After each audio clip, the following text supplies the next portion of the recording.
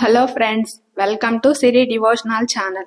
ఈరోజు ఈ వీడియోలో మన తెలుగువారి ముఖ్యమైన పండుగలలో ఒకటైన ఉగాది 2024వ సంవత్సరంలో ఎప్పుడు ఏ తేదీన వచ్చింది, ఈ ఉగాది తెలుగు నూతన సంవత్సరాన్ని ఏ పేరుతో పిలుస్తారు, ఉగాది పండుగ యొక్క విశిష్టత ఏమిటి, ఈ ఉగాది పండుగ రోజున ఏ దేవుణ్ణి పూజించాలి, పూజ చేయవలసిన శుభ సమయాలు ఏమిటి, అలాగే ఉగాది పచ్చడిని తినవలసిన శుభ సమయం ఏమిటి, ఇలాంటి అన్ని విషయాలను గురించి ఈ రోజు ఈ వీడియోలో వివరంగా తెలుసుకుందాము.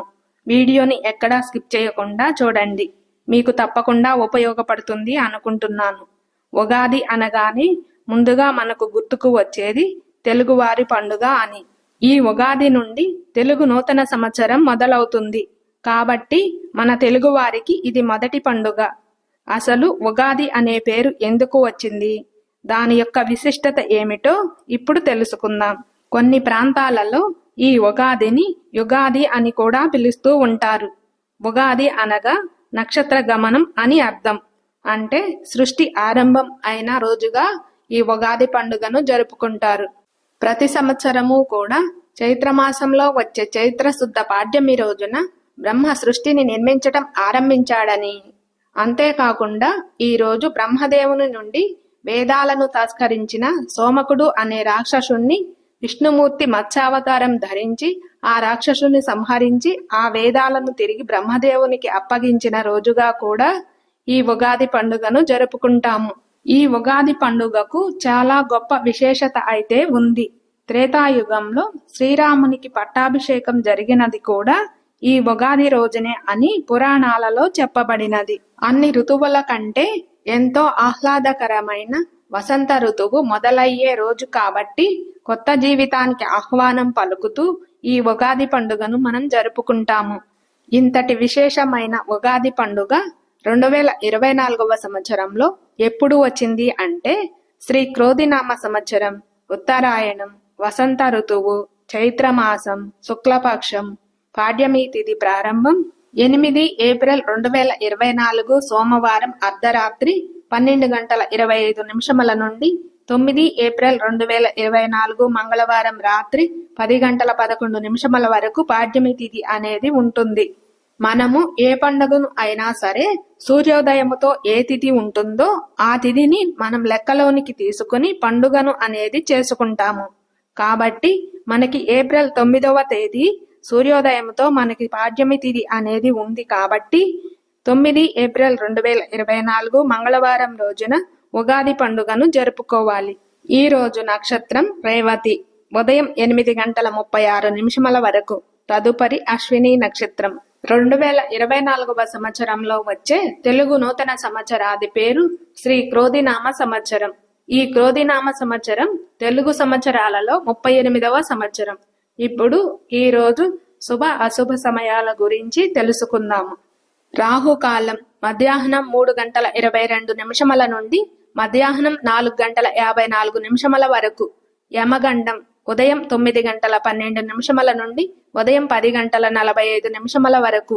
దుర్ముహూర్తం ఉదయం 8:35 నుండి ఉదయం 9:25 వరకు. మరలా రాత్రి 11:07 నుండి రాత్రి 11:53 వరకు దుర్ముహూర్తం ఉంది. వర్జ్యము తెల్లవారుజామున 1:30 నుండి తెల్లవారుజామున 2:56 వరకు వర్జ్యము అయితే ఉన్నది. శుభ సమయం వచ్చేసి ఈ రోజున ఉదయం 6:50 నుండి ఉదయం 8:20 లోపల. మరలా మధ్యాహ్నం 12 గంటల నుండి 1 గంట లోపల. కావున మీరు ఈ రోజు పూజ చేసుకోవాలన్నా, ఉగాది పచ్చడిని సేవించాలన్నా, లేదా ఏదైనా క్రొత్త పనులు ప్రారంభించాలన్నా కూడా శుభ సమయాలను చూసుకుని మీరు పనులు అనేవి ప్రారంభించుకోండి. ఇంకా ఈ ఉగాది రోజున తప్పకుండా పాటించవలసిన 3 నియమాలు ఏమిటి అంటే, ఉగాది పండుగ రోజు ఉదయాన్నే నిద్రలేచి తైలాభ్యంగన స్నానము చెయ్యాలి. అంటే నువ్వుల నూనెను ఒంటికి పట్టించి తలారా స్నానం చెయ్యాలి. అలాగే ఈ రోజున క్రొత్త బట్టల్ని ధరించాలి. అలాగే మన ఇంటి సింహద్వారానికి, పూజా మందిరానికి చక్కగా మామిడాకులతో అలంకరించాలి. ఉగాది పచ్చడిని సేవించడం, పంచాంగ శ్రవణం చేయడం, ధ్వజారోహణ చేయడం, ఈ నియమాలను ఉగాది పండుగ రోజున తప్పనిసరిగా పాటించాలి. మరి ఈ రోజు ఏ దేవుణ్ణి పూజించాలి అంటే ఈ ఉగాది పండుగ రోజున ఫలానా దేవుణ్ణి పూజించాలి అని ఎక్కడా ఏ పురాణంలోనూ చెప్పబడలేదు. కాబట్టి మీరు ఏ దేవుణ్ణి అయితే ఇష్టపడతారో ఆ దేవుణ్ణి కానీ లేదా కులదైవానికి కానీ ఈ సంవత్సరమంతా శుభం జరగాలని కోరుకుంటూ పూజ అనేది చేసుకోవాలి. మరి ఈ రోజున దేవుడికి నైవేద్యంగా ఏమి సమర్పించాలి అంటే ఈ రోజు దేవునికి తప్పనిసరిగా నివేదించవలసిన, అలాగే మనం కూడా తప్పకుండా స్వీకరించవలసిన షడ్రుచుల సమ్మేళనంతో ఉన్న ఉగాది పచ్చడిని దేవునికి నైవేద్యంగా సమర్పించి మనం కూడా స్వీకరించాలి. ఎందుకు అంటే మన జీవితంలో ఎదురయ్యే కష్ట సుఖాలను సమానంగా స్వీకరించాలి అని ఈ ఉగాది పచ్చడి వెనుక ఉన్న ఆంతర్యం. అందువలనే అందరూ తప్పనిసరిగా ఈ రోజున ఉగాది పచ్చడిని స్వీకరించాలి. ఈ ఉగాది పండుగ రోజున పంచాంగ శ్రవణం తప్పకుండా చెయ్యాలి. ఎందుకు అని అంటే మన జాతకంలో ఉన్న స్థితిగతులను మనం తీసుకునే నిర్ణయాలు బాగా ఆలోచించి తీసుకోవడానికి ఈ పంచాంగ శ్రవణం మనకి ఎంతగానో ఉపయోగపడుతుంది. అంతేకాకుండా శుభాశుభాలను తెలుసుకుని దానికి అనుగుణంగా ఏదైనా గ్రహశాంతులున్నా కూడా పూజ చేయించుకోవటానికి కూడా ఈ పంచాంగ శ్రవణం మనకి ఎంతగానో ఉపయోగపడుతుంది. అంతేకాకుండా ఈ ఉగాది పండుగ రోజున ఎటువంటి పనులు ప్రారంభించినా కూడా విజయం కలుగుతుంది.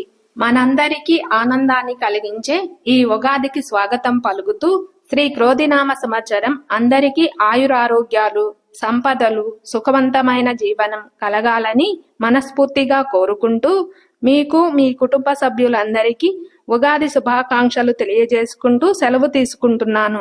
ఈ వీడియో మీకు నచ్చుతుంది అనుకుంటున్నాను. ఈ వీడియోని చూస్తున్న వాళ్ళందరికీ నా ధన్యవాదములు. Please like, share and subscribe to Siri devotional channel.